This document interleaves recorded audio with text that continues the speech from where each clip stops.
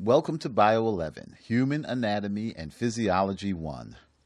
My name is Stephen Skinner, and I am very glad to serve as your professor for this course. I look forward to our learning partnership as together we explore the intricacies and indeed the marvels of human life.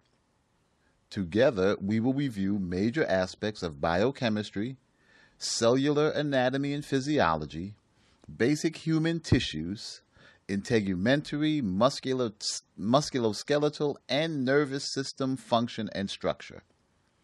I know that you all represent a diversity of interests and aspirations, including nursing, physical therapy, pharmacy, medicine, recreational science, mental health, and more. It is a special challenge for this course to meet everyone's needs. It is important that you bring your best to the table. Be prepared to customize your learning by asking questions that best meet your needs and address your interests. I will do my best to help you meet your needs and facilitate your mastery of the topics covered during our time together. Even though you all have diverse interests, you all have something in common. Bio 11 and 12 are likely the only basic anatomy and physiology courses you will take. Think about this course like building a house. When engineers build a house, the first thing they do is set a sound foundation. The remainder of the house is then built upon that foundation. Think of human anatomy and physiology as the foundation for your future learning. Ultimately, you will complete more advanced courses like endocrinology and kinesiology and pathophysiology. However, your success in these courses will be directly related to your understanding and mastery of basic concepts in anatomy and physiology. Another reason why you must be ready to work hard and try to learn beyond simple memorization of facts and instead strive for understanding and comprehension of critical concepts. So now, let's get started. Let's start with some basic definitions. Anatomy is the structure of body parts and their relationship to one another. Whether we are examining the structure of a single cell, or an organ like the skin or a muscle, or whether we are examining the structures in relationship to their location in the body or their location relative to one another, anatomy provides for concrete examinations of various components of the human body. Now, anatomy can be categorized in several subdivisions. Gross anatomy is the study of body structures that are visible to the naked eye. The displayed picture is a medical image of the human brain. Gross anatomy can be viewed based upon various regions of the body. For instance, the brain is contained in the cranial region of the body. Systemic anatomy examines the organs and structures associated with the functional systems of the body. For instance, the skeletal system includes the bones, ligaments, and cartilage. Surface anatomy is the study of internal structures as they relate to the overlying skin surface. Clinicians often use surface anatomy to locate muscles and blood vessels, draw blood, and assess functional status.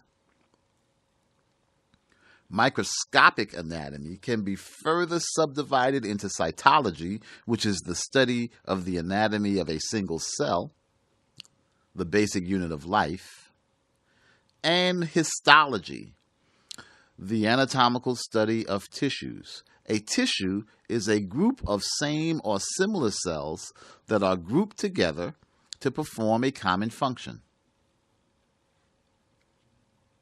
So if anatomy is the study of the structure of body parts, physiology is the study of how body parts carry out their functions.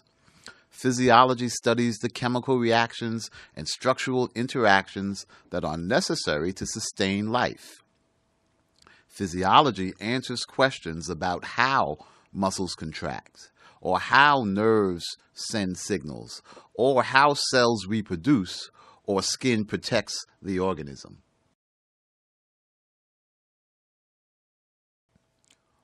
Although for academic convenience we attempt to study anatomy and physiology separately, the reality is that it is very difficult to separate the two disciplines. The principle of complementarity states that function reflects structure and vice versa. That is, there is a definite relationship between structure and function. For instance, the durable and hard structure of bone reflects its protective function. The elongated structural nature of a neuron reflects its function to affect change in relatively distant locations. The multi-layered, closely packed together cells in some epithelial tissue reflect its ability to protect the walls of some organs. Indeed, the principle of complementarity provides us the opportunity to use logic in helping to determine the function of body parts by carefully considering its structure. Therefore, it is very difficult to separate anatomy and physiology. So the human body has many levels of structural organization. Though we are about to discuss each level of organization individually, it is important to appreciate how one level is built upon the other, and their interdependence is significant. For instance, a chemical imbalance may lead to cellular dysfunction, which in turn may lead to tissue or organ dysfunction. The simplest level of the body's structural hierarchy is the chemical level. This level includes how atoms, ions, elements, and molecules interact to form and support more complex structures that sustain life. The cellular level examines the single cell and its interaction with other cells. There are trillions of tiny cells within the human body. The cell is indeed the basic unit of life. The invention of the microscope in the 1600s initiated scientists' ability to observe these units of life, once unobservable to the human eye alone. As microscopes gained in sophistication and scientists gained more and more insight, four principles known as the cell theory became prevalent. As we move forward, we will continually refer to these principles of the cell theory.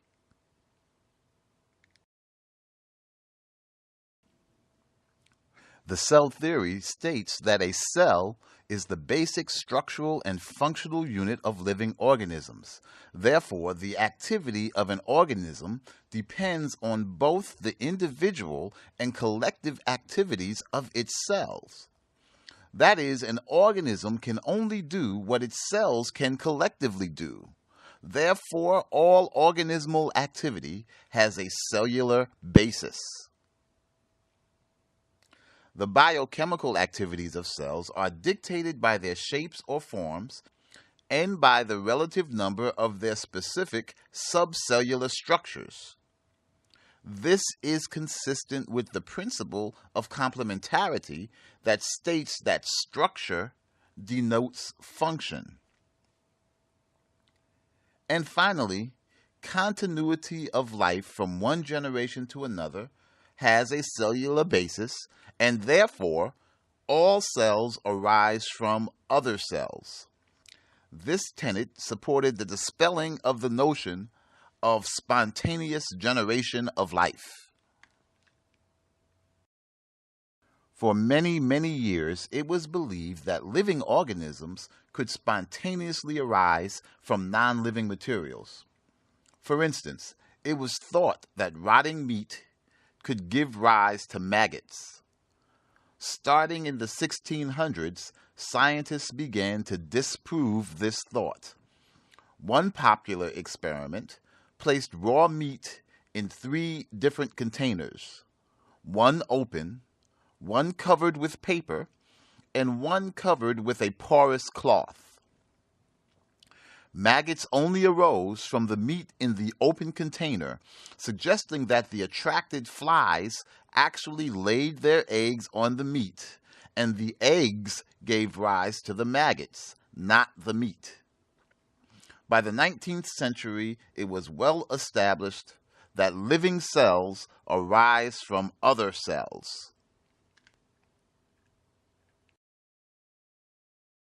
Tissues are groups of similar cells that have a common function. We will review the characteristics of the human body's primary tissues. They include epithelial, connective, muscle, and nervous tissues.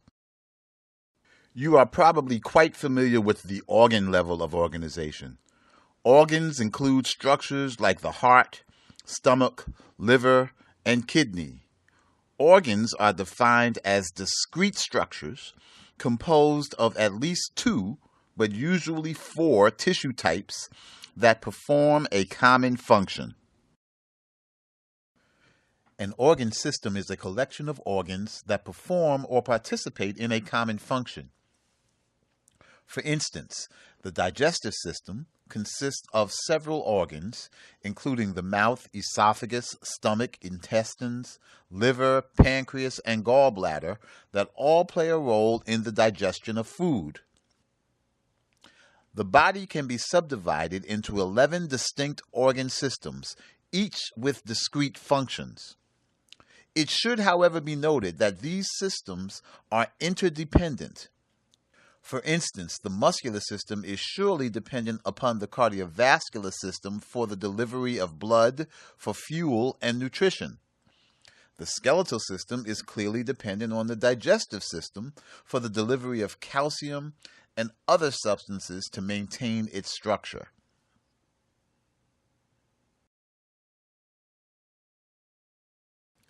The highest level of organization is the organismal level. This level represents the sum total of all structural levels working together to keep us alive. Healthcare clinicians often start at the organismal level. A person enters the clinic complaining of a headache. This could be considered an organismal complaint. Clinicians then go about performing a series of tests and assessments to isolate structures down the hierarchy to provide an effective treatment. For instance, the headache may be coming about because of a chemical imbalance that can be addressed by providing a particular medication.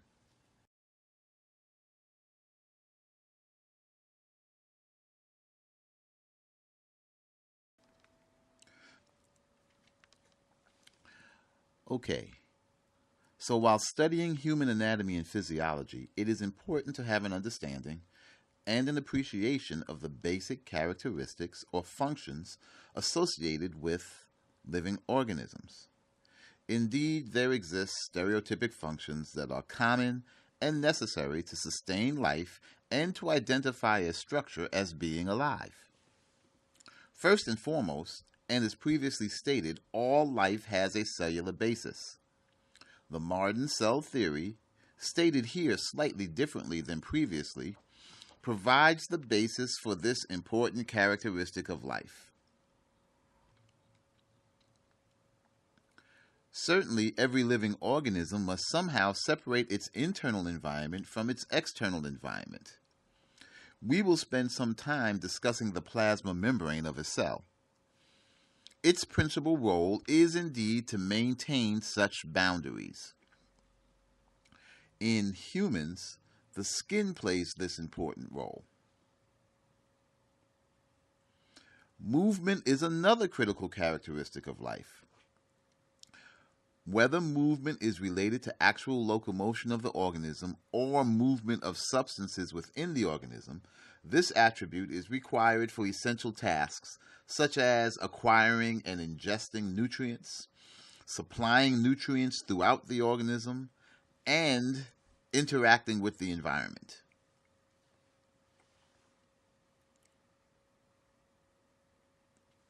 Growth is another typical characteristic of life. As a cell progresses through the life cycle, they often increase in size as a result of physical and chemical activities occurring within them. In humans, it is probably best to speak of growth and development. The complex human organism does not simply grow, it develops. A baby does not simply get bigger. Instead, as a baby ages, it progresses through different stages of development: infant, toddler, child, adolescent, and adult. Consistent with the cell theory, these stages of development are directly related to changes in cellular activity as time progresses.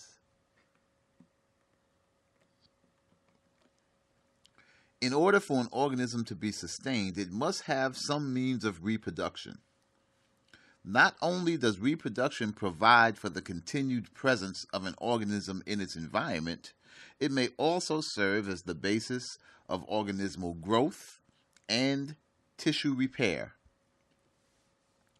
Whether it is the complex process of one cell splitting into two identical cells, or the wildly complex process of a single sperm and egg leading to the development of a human being, reproduction is surely essential to life.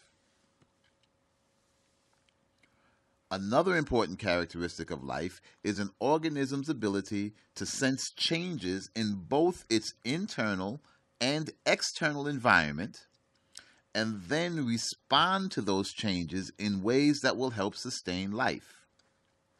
This characteristic is known as irritability or responsiveness. When humans exercise, body temperature increases. The body may then initiate processes that lead to sweating. Sweating is a mechanism that helps to lower body temperature. When exposed to bright light, our pupillary muscles contract, decreasing the diameter of the pupil to limit the amount of light that enters the eye.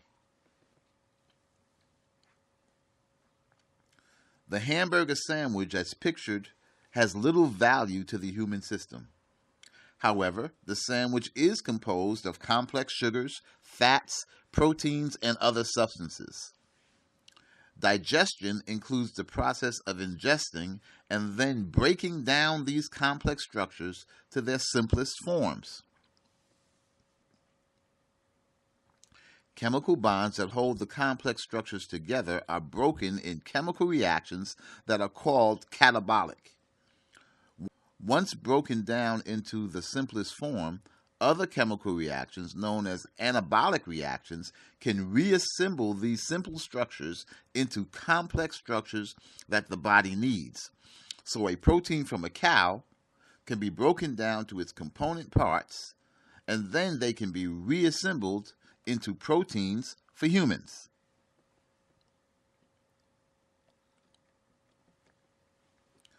Unusable substances may form as a result of chemical reactions that take place in organisms.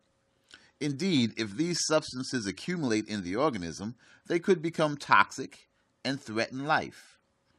Therefore, all living organisms must have mechanisms to eliminate waste. The process of eliminating waste is called excretion. The human body rids itself of much of its waste through the urinary, digestive, and respiratory systems. Finally, metabolism is a broad term to categorize all of the chemical reactions in the body. It includes catabolism, or the breaking down of complex structures, and anabolism, the synthesizing of simpler substances into more complex ones. In humans, metabolism is fueled by the efficient acquisition of nutrients and oxygen, along with an effective means of transporting these substances throughout the body.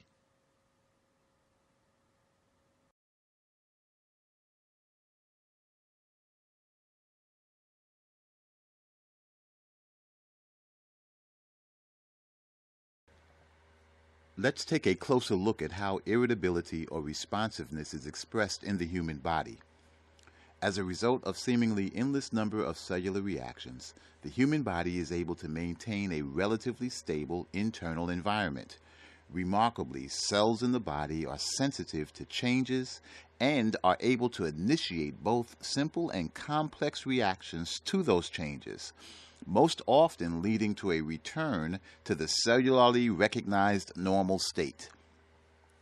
This entire process is known as homeostasis. Homeostasis is a dynamic state.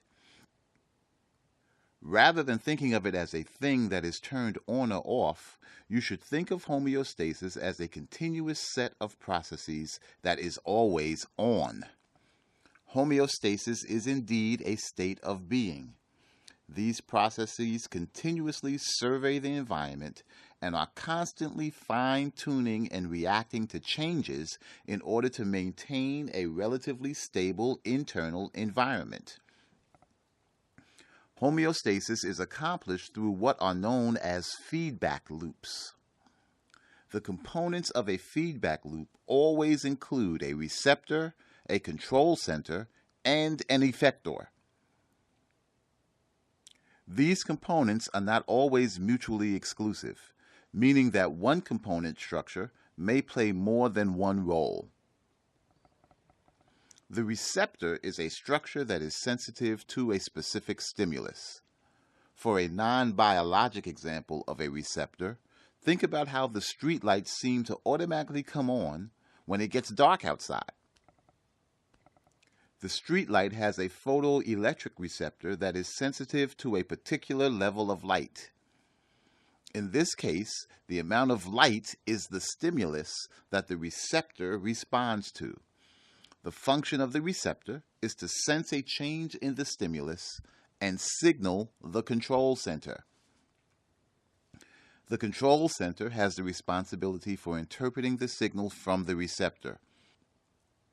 If we take our streetlight example, the photoelectric receptor sends a signal to a transformer. The signal may result in the closing of an electrical circuit leading to the light bulb. The control center has therefore interpreted the signal from the receptor and in turn directly facilitated a response. The effector has the responsibility for carrying out the response. Again, in our streetlight example, the light bulb itself is the effector. When the circuit is closed, the electrical signal is sent and the lamp illuminates. Once again, the interdependence of these components is critical to function. Dysfunction in any one of the components will lead to dysfunction in the total process. Feedback loops can be characterized as negative or positive. The goal of a negative feedback loop is to turn off the stimulus. For instance, if a receptor is sensitive to the amount of sugar in the blood when operating in a negative feedback loop, if blood sugar rises, the goal would be to lower blood sugar. Conversely, if blood sugar falls, the goal of the feedback system would be to raise sugar levels. The vast majority of the human body's homeostatic feedback loops are classified as negative feedback loops. The goal of a positive feedback loop is to increase or exaggerate the original stimulus. A classic example of a positive feedback loop in the human body is uterine contractions during childbirth. In this case, the stimulus is the contraction of the uterine walls. However, the end result of the contraction is actually more contractions. If it were a negative feedback loop, the contractions would stop and delivery of the baby would be delayed.